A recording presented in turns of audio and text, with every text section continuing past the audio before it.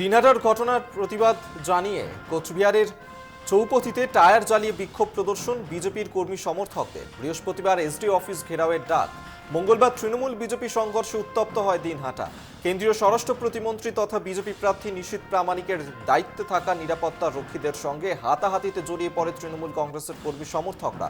উত্তরবঙ্গ উন্নয়ন দপ্তরের মন্ত্রী উদয়ন গুহের জন্মদিন পালনের সময় তৃণমূল কংগ্রেসের কর্মীদের ওপর হামলার অভিযোগ ওঠে বিজেপির বিরুদ্ধে। এরপরই সংঘর্ষের সূত্রপাত। এই ঘটনার প্রতিবাদে দিনহাটা শহর জুড়ে 24 ঘন্টা বন্ধের ডাক তৃণমূলের। সকাল থেকেই বন্ধের প্রভাবে শুনশান দিনহাটা, বন্ধ সমস্ত দোকানপাট।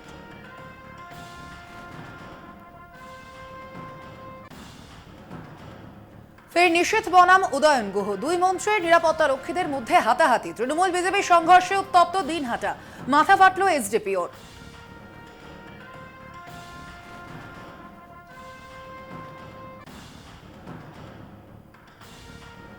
বিজেপির বিরুদ্ধে বিরোধী দলগুলিকে সংঘবদ্ধ হওয়ার আহ্বান জানালেন আলিপুরদুয়ার লোকসভার বামফ্রন্ট প্রার্থী মিলি ওরাও।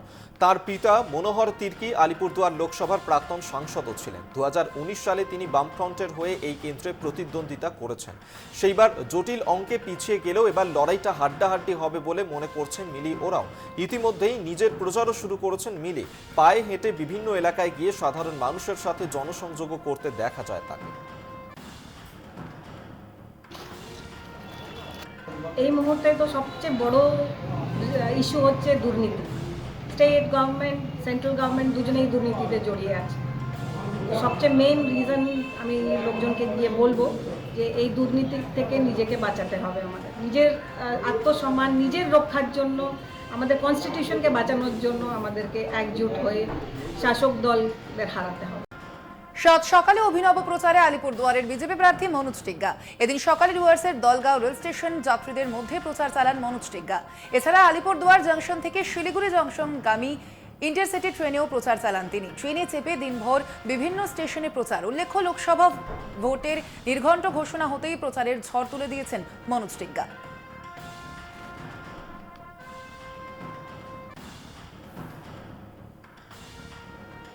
24 ঘন্টার মধ্যেই ফের ডিজি বদল রাজ্যের। বিবেক সহায়ের বদলে রাজ্য পুলিশের সর্বোচ্চ পদে বসছেন সঞ্জয় মুখোপাধ্যায়। কিন্তু হঠাৎ কেন এই সিদ্ধান্ত? প্রশাসন সূত্রে খবর, রাজীব কুমারকে সরিয়ে দেওয়ার পর অভিজ্ঞতার ভিত্তিতে পদে আসীন হয়েছিলেন বিবেক, কিন্তু মে মাসেই তার অবসর নেওয়ার কথা। এদিকে জুন মাসের 1 তারিখ শেষ দফার নির্বাচন রয়েছে। 4 জুন আবার ভোট গণনা ও ফল ঘোষণা। বিবেক সহায় ডিজি পদে বসলে নির্বাচন প্রক্রিয়ার মাঝপথে ফের বদল করতে হতো, তাই তড়িঘড়ি সিদ্ধান্ত বদল। অভিজ্ঞতার ভিত্তিতেই 1989 ব্যাচের আইপিএস অফিসারকে ডিজি পদে বসানো হলো। কিন্তু প্রশ্ন উঠছে, অবসর গ্রহণের দিন কি আগে জানতো না প্রশাসন?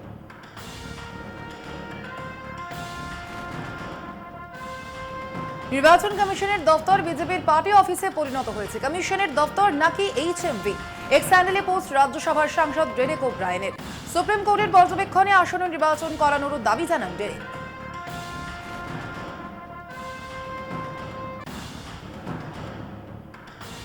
তৃণমূলের নিশানায় মোদীর পরিবার। বিজেপির লোকসভা প্রার্থীদের 50% অপরাধী। 22 জনের মধ্যে 10 জন অপরাধের রেকর্ড আছে সোশ্যাল মিডিয়ায় পোস্ট তৃণমূলের। নিশীথ প্রামাণিকের 44টি অপরাধের রেকর্ড, গৌরী শঙ্কর ঘোষের 23টি অপরাধের রেকর্ড, মনোজ টিগ্গার 18টি অপরাধের রেকর্ড, খগেন মুর্মুর 16টি অপরাধের রেকর্ড, সৌমিত্র খাঁয়ের 22টি অপরাধের রেকর্ড, লকেট চ্যাটার্জির 59টি অপরাধের রেকর্ড, শান্তনু ঠাকুরের 38টি অপরাধের রেকর্ড। সোশ্যাল মিডিয়ায় পোস্ট তৃণমূলের।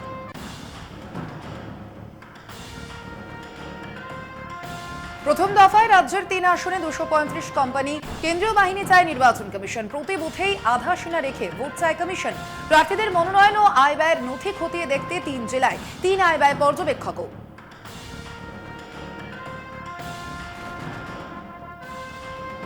তৃণমূলের নিশানায় লকেট। বিজেপি সাংসদরা নির্বাচিত হয়, তারপর উধাও হয়ে যায়। ভোটের সময় ফের উদয় হন তারা। সোশ্যাল মিডিয়া পোস্ট জোড়া ফুলের লকেটের ভিডিও পোস্ট তৃণমূলের। ভিডিওতে দেখা যাচ্ছে লকেটকে ঘিরে ক্ষোভ জানাচ্ছেন সাধারণ মানুষ।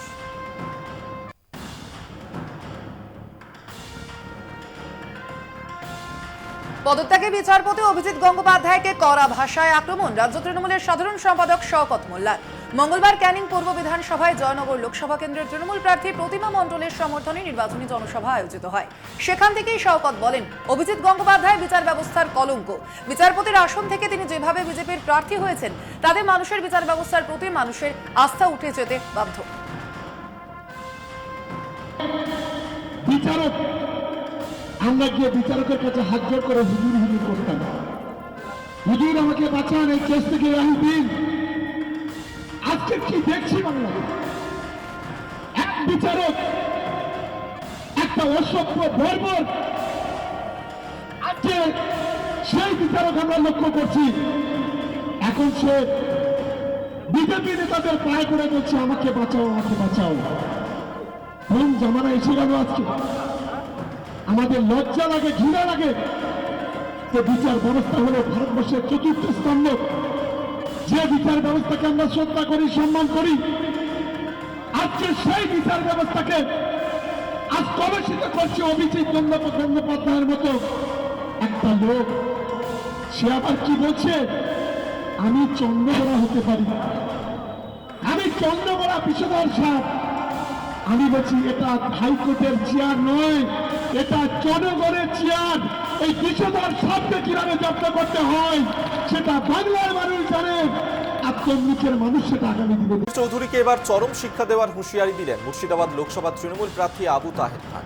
বিজেপির কথা মতো কোনো কাগজ জমা করব না, কোনো সিএ মানব না, সাফ জানালেন আবু তাহের খান। তিনি আরো বলেন, তিনি 100% নিশ্চিত যে মুর্শিদাবাদের 3টি আসনেই তৃণমূল জিতবে। আমাদের নেত্রী মমতা বন্দ্যোপাধ্যায় ইতিমধ্যেই ঘোষণা করেছে সিএ নিয়ে। তিনি বলেছেন, আমার শরীরে এক বিন্দু রক্ত থাকতে কোনো মানুষকে বাংলা থেকে কোথাও বিতাড়িত হতে দেব না। তো নেত্রীর কথা বলা মানে আমরাও নেত্রীর সৈনিক, আমরাও একই ভাষায় বলছি আমাদের জীবনের এক বিন্দু রক্ত থাকতে মুর্শিদাবাদ জেলা থেকে একটা মানুষকেও আমরা কোথাও বিতাড়িত করব না, বা কোনো কাগজ, বৈধ যারা ভোটার আছে কোনো কাগজ আমরা ওই বিজেপির কথা মতো কারোর দেবো না, দরখাস্ত আমরা করব না। দেখুন, আশাবাদী বলতে গেলে 100 ভাগের 100 ভাগই, কারণ আমরা ইতিমধ্যেই বুঝতে পারছি যে এলাকায় যাচ্ছি সে এলাকায় মানুষের স্বতঃস্ফূর্ত যে কথাবার্তা, তাদের ভাবনা এবং ভোটারদের যে রিসেপশন, সেখানে আমরা বুঝতে পারছি মানুষ ভোট দেওয়ার জন্য তৈরি আছে, সময়ের অপেক্ষা।